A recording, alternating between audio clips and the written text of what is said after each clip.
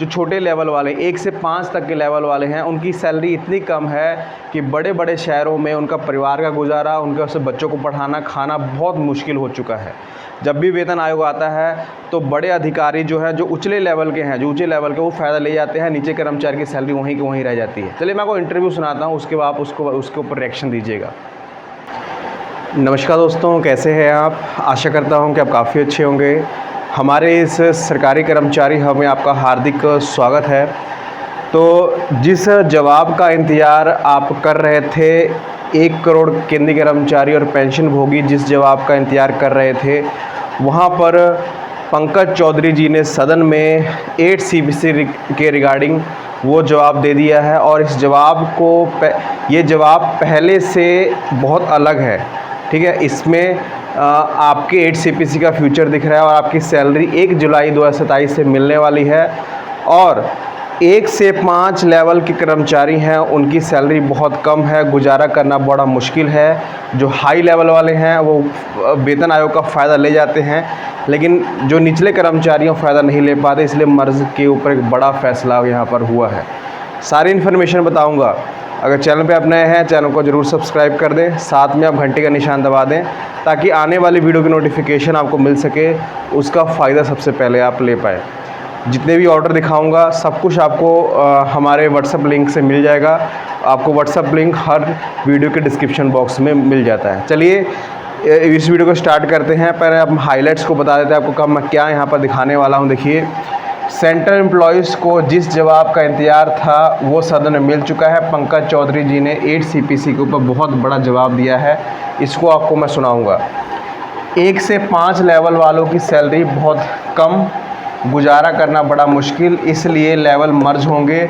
Meeting में एक बड़ा फैसला यहाँ पर हुआ है, इसके बारे में बताऊँगा। सदन में जवाब 6 CPC 7 CPC में जो पैसा फंसा था एम्प्लॉयज़ का, वो सरकार देगी। यहाँ पर फैसला यहाँ पर आया है, उसका ऑर्डर भी मैं आपको दिखाऊंगा। तो 3 महत्वपूर्ण खबरें हैं, ठीक है। पहली खबर की तरफ बढ़ते हैं। पहली खबर जो है मैं आपको दिखाने वाला हूँ। मैं लास्ट में सेकंड जो न्यूज़ है उसका इंटरव्यू सुनाऊंगा, क्योंकि 1 से 5 लेवल मर्ज होने वाले मीटिंग में फैसला हुआ है। पहले मैं आपको यहाँ पर जवाब जो है, जो यूनियन की तरफ से आया है, उसके ऊपर मैं आपको सारा कुछ डाटा दिखाता हूँ जो यहाँ पर चीज़ें हुई हैं। तो अपनी स्क्रीन पर सवाल देख पा रहे होंगे कि इसका इंतज़ार का सदन में क्वेश्चन आंसर का सेशन चल रहा है, लेकिन कर्मचारियों को इंतज़ार था कि 8वें वेतन आयोग की बारी कब आएगी। तो आ गई बारी। यहाँ पर क्वेश्चन अपनी स्क्रीन पे आप देख पा रहे होंगे। क्वेश्चन पूछे गए हैं कि क्या 8 CPC वेतन आयोग के लिए अध्यक्ष और सदस्यों की नियुक्ति की गई है, और ऐसा है तो इसका ब्यौरा क्या है। तो चलिए सभी को मालूम है, ठीक है।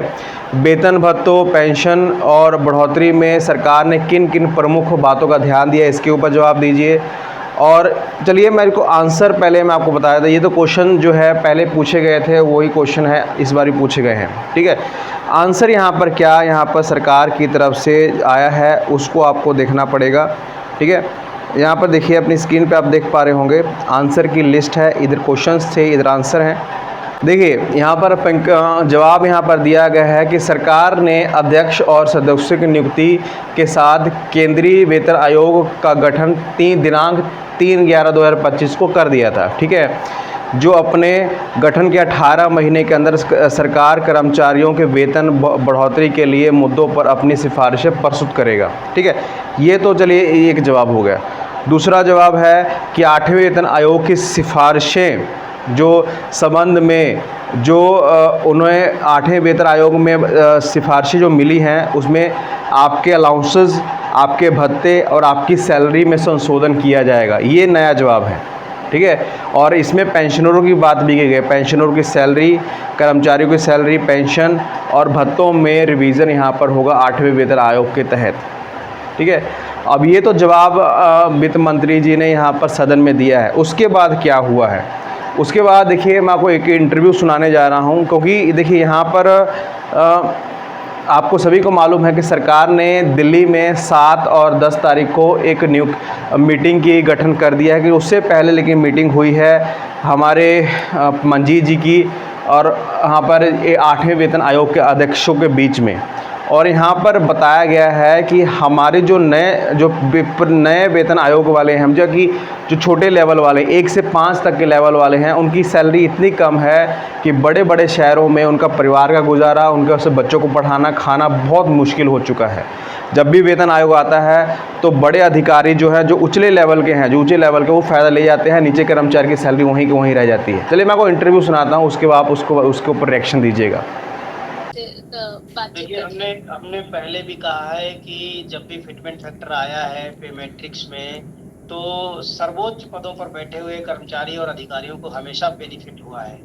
और हमारा जो लेवल 1 से लेकर के लेवल 5 तक का कर्मचारी है, उसकी आज भी सैलरी इस लायक नहीं है कि वो अपने बच्चों को अच्छी शिक्षा दे सके, अच्छा लिविंग स्टैंडर्ड अपना सके। उनकी सैलरीज अभी भी बहुत कम है।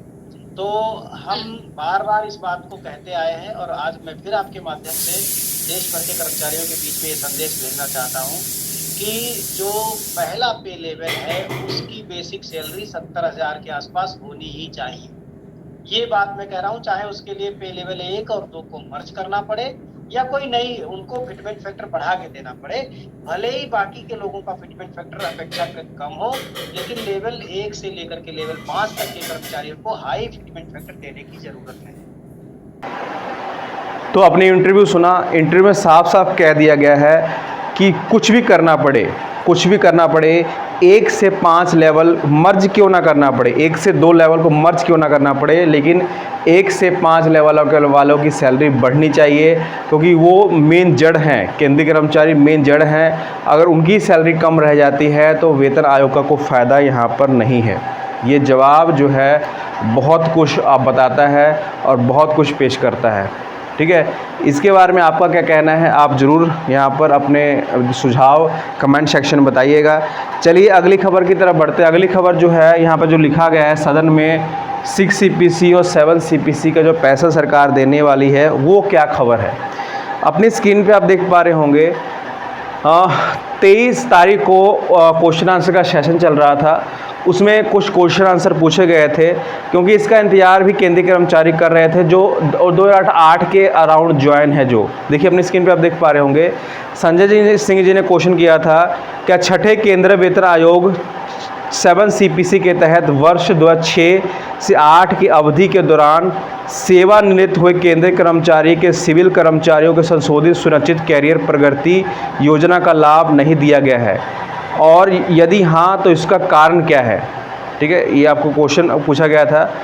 उक्त अवधि के दौरान सेवानिवृत्त हुए जो MCP योजना के लाभ से वंचित रहे सिविल कर्मचारी को विभागवार संख्या कितनी है, उसका ब्यौरा दें। क्या सरकार उस अवधि के दौरान सेवानिवृत्त हुए सिविल कर्मचारियों को जो MSCP है उसका बकाया राशि संशोधित पेंशन भोगियों को लाभ प्रदान करने कोई ऐसा ज्ञापन जारी किए हैं, यदि हाँ तो उसका ब्यौरा क्या है। आप सभी मालूम है कि जब छठवां वेतन आयोग से 7वां वेतन आयोग था, काफ़ी कर्मचारी सिविल कर्मचारी जो हैं वो MACP से वंचित रह गए थे, उनको लाभ नहीं मिला था या उसका एरियर नहीं मिला था। उसके तहत यहाँ पर जवाब जारी किया गया। अपने जवाब बहुत इंपॉर्टेंट है। देखिए कार्मिक लोक शिकायत पेंशन मंत्रालय में राज्य मंत्री, प्रधानमंत्री कार्यालय में राज्य मंत्री जितेंद्र सिंह जी ने जवाब दिया है। देखिए, सीधे प्रवेश ग्रेड के प्रवर्तित 10, 20, 30 वर्ष के नियमित सेवा अथवा एक ही ग्रेड 10 वर्ष के सेवा पूरी होने के 3 वित्तीय प्रमोशन प्रदान करने हेतु MACP अंतर्गत आगे और अशोषित करने के दिनांक 1/9/2028 को संशोधित कैरियर प्रगति MACP शुरू करने के लिए केंद्र सरकार ने दिनांक 19/8/2008 को संकल्प माध्यम से छठे केंद्रीय वेतन आयोग के सिफारिशों पर विचार किया और उसे स्वीकार कर लिया। छठे वेतन में इसको स्वीकार कर लिया था। दूसरा पॉइंट यहाँ पर देखिए, चूँकि दिनांक 1/1/2006 और 31/8/2008 की अवधि के दौरान MACP स्कीम मौजूदा नहीं थी। ठीक है, यहाँ पर दिया गया है कि 6 से 8 तक MAC स्कीम नहीं थी। इस अवधि के दौरान किसी भी कार्यालय यापन को जारी करने या केंद्र सरकार के सिविल कर्मचारियों चाहे सेवार्थ हो अथवा सेवानिवृत्त हो, MACP स्कीम का लाभ देने का प्रश्न नहीं उठाता। मतलब यहाँ पर कह दिया गया है जो MACP है, जो प्रमोशन अवधि का जो प्रमोशन वाला जो नियम है वो 2018 के 8 के बाद आया था, उसके पहले नहीं था। तो किसी विभाग में ज्ञापन सौंपे नहीं गए थे, ज्ञापन नहीं निकले थे, तो इसका सवाल ही पैदा नहीं होता कि वो पुराना पैसा कर्मचारियों और सिविल कर्मचारियों को दिया जाए। यहाँ पर साफ साफ यहाँ पर जवाब दे दिया गया है, तो साफ साफ ना कर दिया गया है, इसको पूरा स्पष्टीकरण किया गया। इसका ऑर्डर की लिंक आपको डिस्क्रिप्शन बॉक्स में मिल जाएगी, वहाँ से आप डाउनलोड करिएगा। तो 3 महत्वपूर्ण खबरें थी, आपको कैसी लगी आप वीडियो में ज़रूर बताइएगा और इसे शेयर ज़रूर करिएगा। धन्यवाद।